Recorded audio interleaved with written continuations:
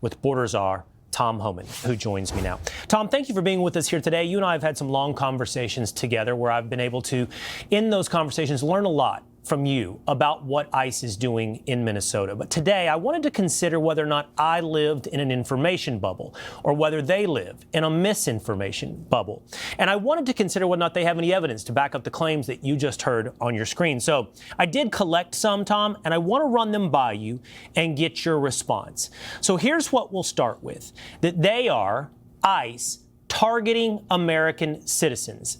And the latest example that they're using is this man in Minneapolis, taken out of his home, wearing only boxers, looks like a towel wrapped around his shoulder. I think he is a Hmong immigrant to the United States, but who is in fact an American citizen. What do you say to the facts of this case, Tom Homan? Well, let's look at the facts of that case. So ICE was looking for two illegal aliens with criminal convictions. One, sexual assault of a child. The other one, domestic violence, to include obscenity and sexual assault. So both these people shouldn't be walking the streets of this nation. So ICE did a target enforcement operation, pulled over a vehicle that was licensed to one of these sexual predators. The driver of the car was identified as not being one of them. But his statement to the officer was, the guy you're looking for is at the house right now. I left it. I just left that house. So ICE went to the house where these two people reportedly living. And they went in there and they located this individual. This individual who matched the description, but they couldn't verify his identity because he was uncooperative.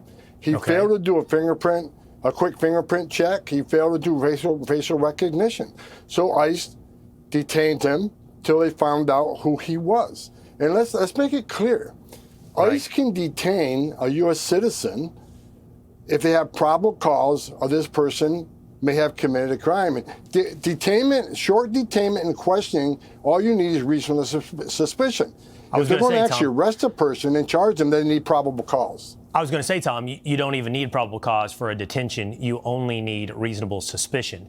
On that note, Tom, I want to go straight to this social media post from someone named Kathy Young, who said that ICE is actually, while the stats don't tell the whole story, there are videos of ICE agents aggressively questioning people based on a foreign accent, demanding ID proof of citizenship, sometimes using physical force, twisting of arms when people refuse. This is sort of the story of ICE doing something horrific. Let's take that in two parts, Tom.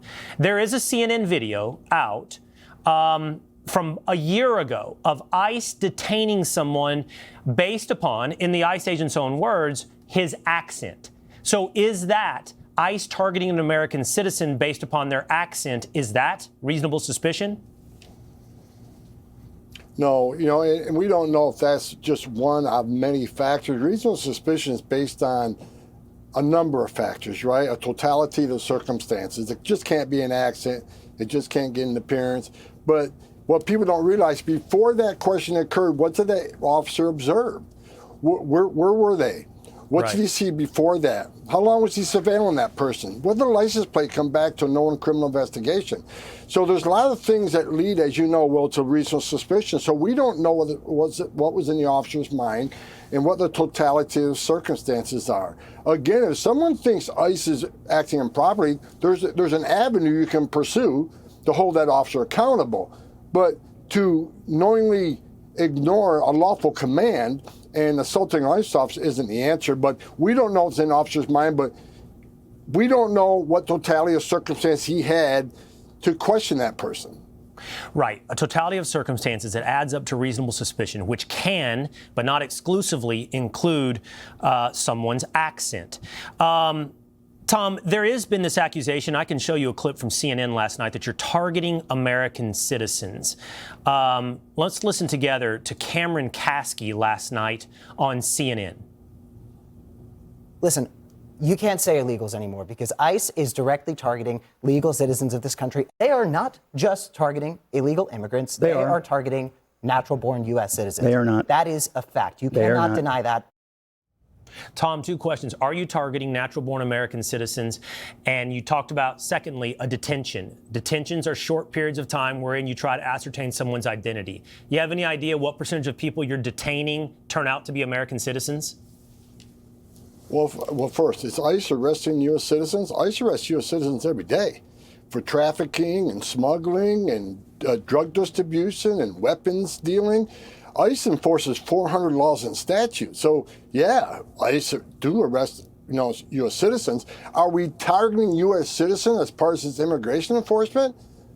Not unless you are protesters that crossed the line and committed impediment, interference, assault, so to say we're targeting U.S. citizens for immigration enforcement, that's just false accusation. But U.S. citizens are arrested if they violate the law and violate one of the 400 statutes that ICE, enforces. Hey, Sean Hannity here. Hey, click here to subscribe to Fox News YouTube page and catch our hottest interviews and most compelling analysis. You will not get it anywhere else.